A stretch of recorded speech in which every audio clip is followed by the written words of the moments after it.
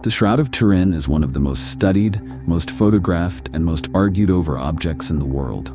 It's a long, narrow piece of linen, about 14 feet long and 3.5 feet wide, big enough to wrap a person from head to toe, and faintly, almost like a shadow left by light, you can see the front and back image of a man on it. His hands are crossed, his face is calm, but his body shows wounds, marks on his wrists and feet, gashes on his back, and a dark patch where blood seems to have flowed from his side. No one knows exactly when or where the shroud was first made, and that is where the mystery begins. The first clear historical record appears in France in the mid-1300s, in a small church in the town of Liry. People came from miles away to see it. Some knelt and wept. Others whispered doubts. Even back then, questions swirled.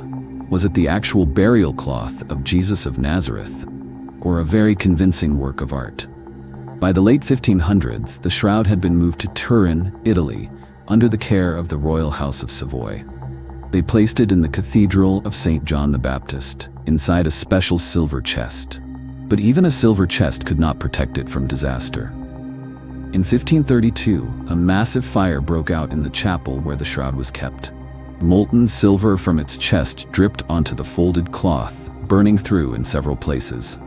Nuns later patched the holes with triangular pieces of cloth, which you can still see today. The heat also left dark scorch marks running along the fabric, like scars that tell part of its story. Over the next centuries, the shroud survived more dangers.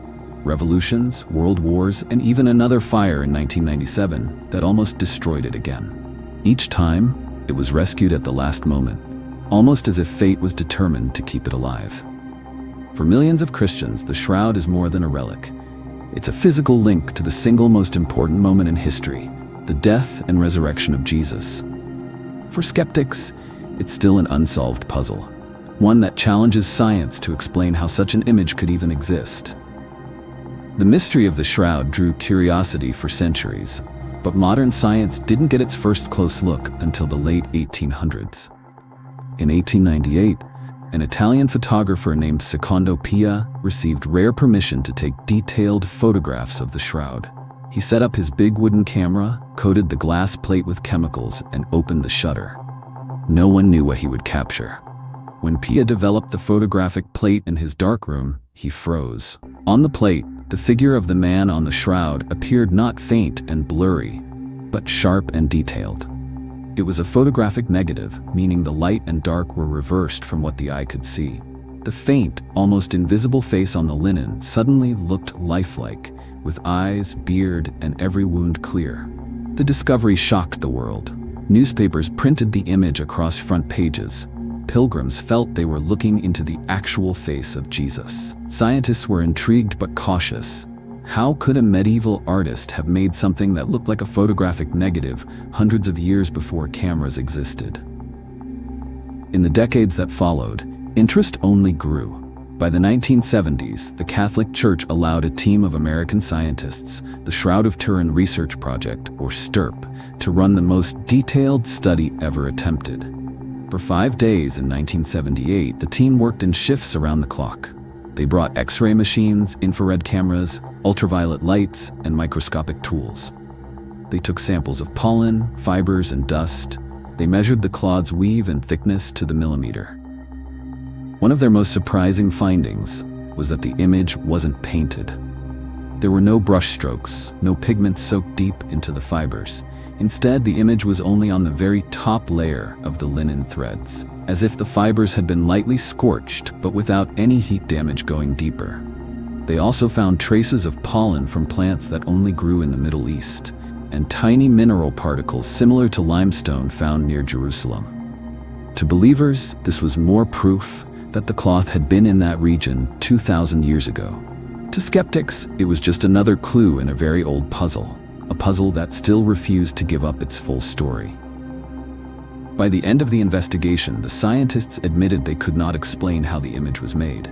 They could describe it in detail, yes, but the exact process? It remained unknown. And for every answer they gave, new questions appeared. Was the shroud made naturally, through some rare reaction we don't yet understand? Or was it formed by an event so unique that it might never happen again? The debate after the 1988 carbon test was far from over. In fact, it only fueled a new wave of research. Over the next 3 decades, scientists from many fields, physics, chemistry, forensic science, and even botany, began taking a closer look at the shroud with tools that hadn't existed before. One major breakthrough came from microscopic imaging. Using powerful digital microscopes, researchers zoomed in to see individual fibers of the linen. They found that the image was not made of any pigment or paint. It was actually a change in the very surface of the fibers themselves. The fibers appeared to be slightly dehydrated and discolored, but only on their outermost layer, thinner than a human hair. Some experts compared it to the effect of a brief burst of radiation, which can cause cellulose to yellow without burning it. Others suggested it might have been a chemical reaction between body fluids and the cloth. But no one could create an identical image in the lab, no matter how hard they tried. Pollen analysis also revealed something intriguing. Under microscopes, scientists found grains of pollen from plants that only grow in the Middle East, including some that bloom for just a few weeks each year in the Jerusalem area. They also found tiny particles of limestone similar to that found in tombs around the city. To some, these clues whispered of a connection to the 1st century. Meanwhile, forensic experts studied the stains on the cloth. The blood traces, yes, real blood, tested positive for hemoglobin and were classified as type AB. The pattern of wounds matched what would be expected from Roman crucifixion practices. Nail marks in the wrists, a spear wound in the side, and streams of blood along the scalp, consistent with something like a crown of thorns. Still, skeptics remained. They argued that none of these findings proved the shroud's age, only that it was unique and unexplained. Some insisted it could still be the work of a brilliant medieval artist whose methods had been lost to time. But as the years passed, one thing became clear. The shroud was one of the most studied objects in history. And yet, its core mystery remained untouched. How was the image formed? And if it was connected to the moment described in the Gospels, what kind of energy or event could leave such a mark? By the early 2020s, a new generation of scientists decided to approach the problem in a different way. Not with more chemical tests or microscope slides, but with the help of a new kind of mind, one made of code. The stage was set for artificial intelligence to take its first deep look at the Shroud of Turin. And what it would reveal would leave even the most skeptical researchers stunned. By the 1980s, the shroud had been studied with cameras, microscopes, and chemical analysis. But one question still hung in the air. How old was it, really? To answer that, scientists turned to radiocarbon dating, a method that measures tiny amounts of carbon-14 left in organic material to estimate its age. The idea was simple. If the shroud came from the time of Jesus, it should date to around 2,000 years ago. If it was from the Middle Ages, the test would reveal that too. In April 1988, a small corner of the cloth just a few centimeters across was carefully cut from the shroud. The cut piece was divided into 3 samples and sent under tight security to laboratories in Zurich, Oxford, and Tucson. Each lab ran its tests independently using the latest equipment. Months later, the results were in, and they were explosive. All 3 labs agreed. The cloth dated to sometime between 1260 and 1390 AD. That placed it squarely in the Middle Ages, long after the time of Christ. When the results were announced to the public, headlines declared the mystery solved. Skeptics claimed victory.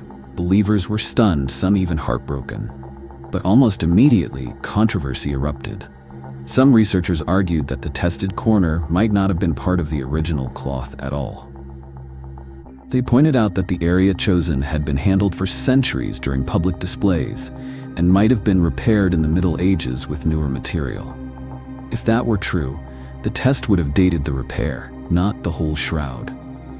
Others questioned whether contamination from smoke, oils, or even microscopic fungi could have altered the results. The shroud had survived fires, been touched by thousands of hands, and stored in different environments over the centuries.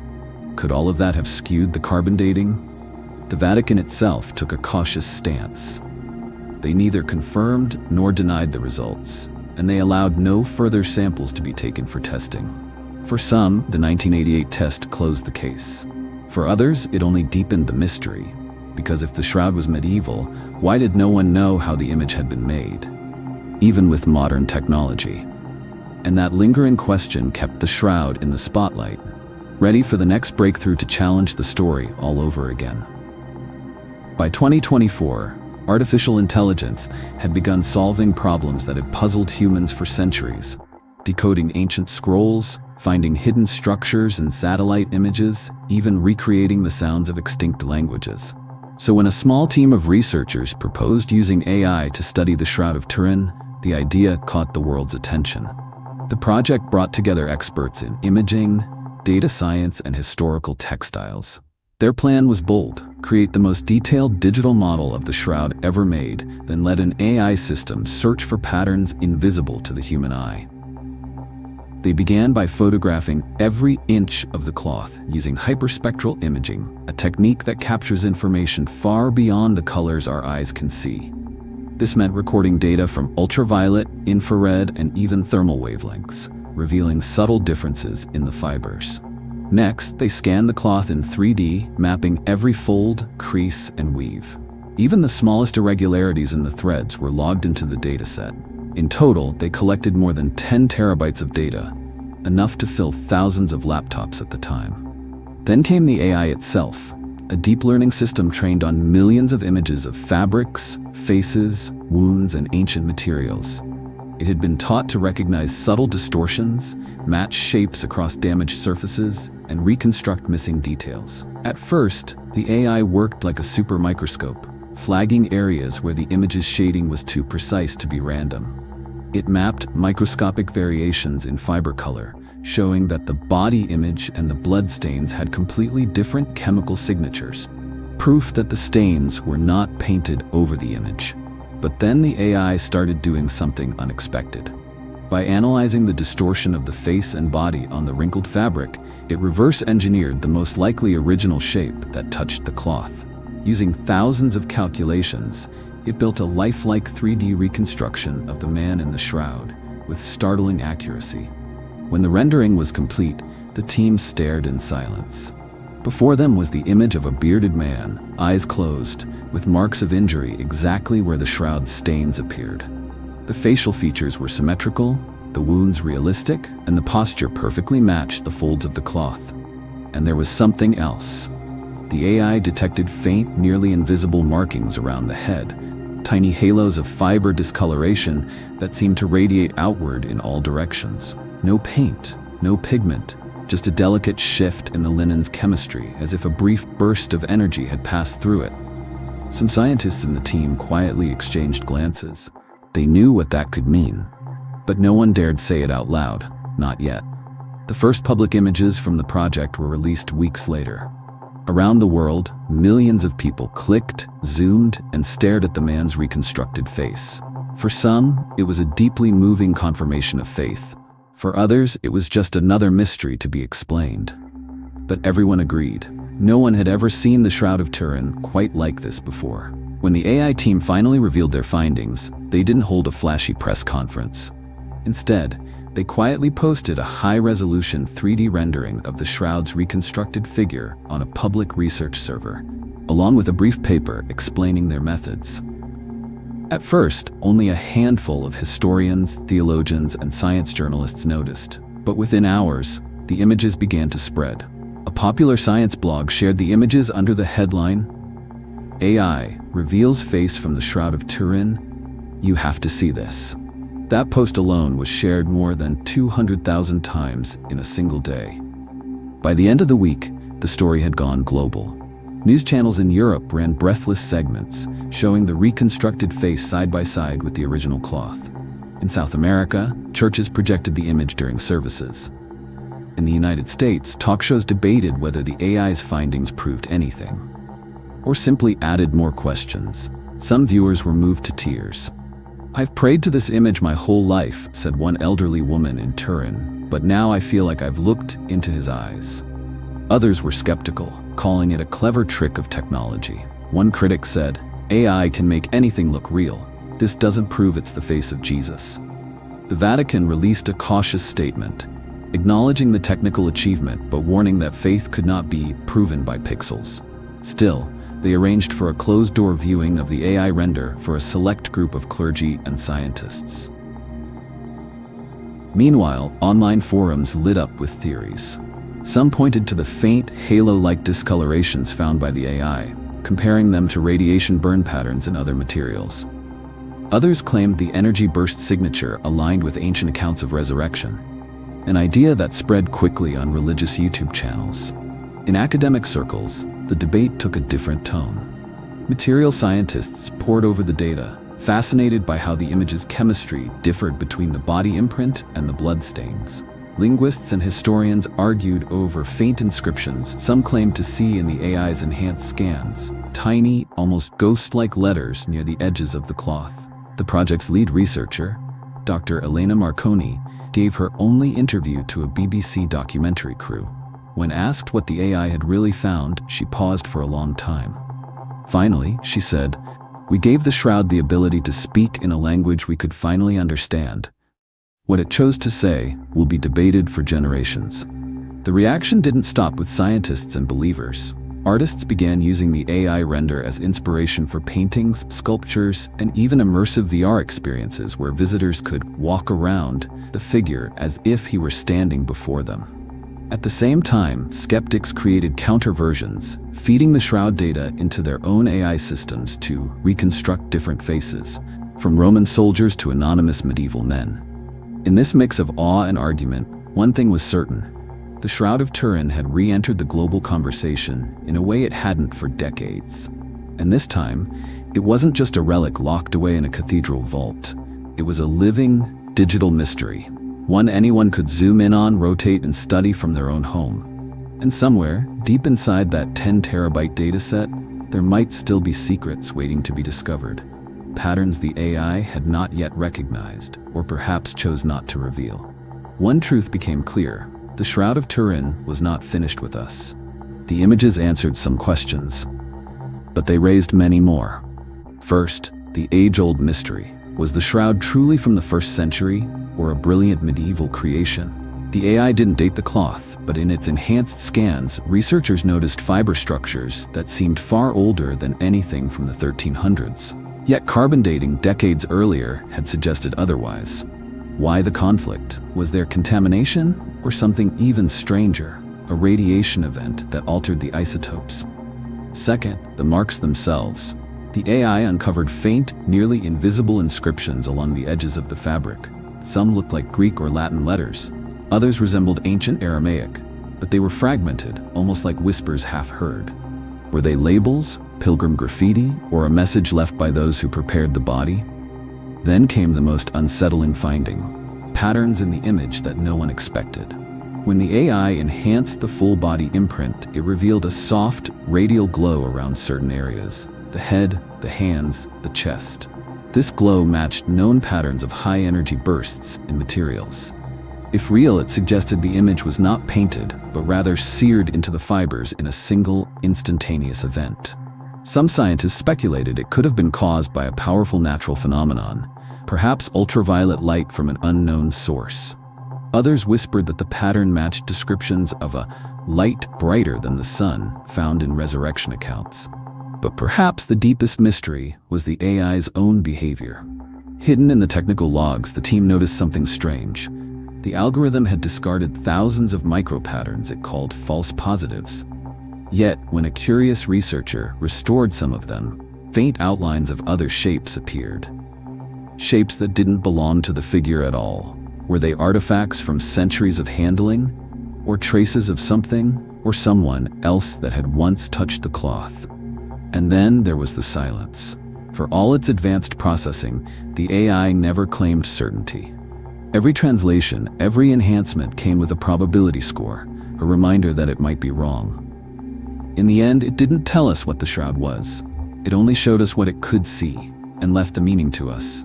As Dr. Marconi said in her final interview, the shroud still speaks in riddles. We just taught it a new language, but it is still choosing its words. The Shroud of Turin has lived through fire, war, centuries of devotion, and decades of debate. It has been examined by the human eye, the scientist's lens, and now the mind of artificial intelligence. And yet, it still refuses to give us a single, simple answer. We now have images clearer than ever before. We have seen what may be the face of the man wrapped inside. We have uncovered faint words, hidden symbols, and patterns no one expected. And still, the question hangs. Is this a medieval masterpiece? A relic of the crucifixion? Or something beyond anything we can explain? The AI gave us clues, but it also reminded us of something deeper. History is not just dates and facts. It is mystery, and mystery invites us to search. In the end, perhaps the shroud is not meant to tell us everything. Perhaps its purpose is to make us ask questions we didn't even know we had, and to keep us looking, not just at the cloth, but at ourselves. If this story left you thinking, if it made you feel wonder, if it made you want to know more, then this journey isn't over. We explore mysteries like this all the time, and there is so much more to uncover. So join us. Subscribe to this channel. Be part of the search for answers, because the next revelation might be even bigger than this one.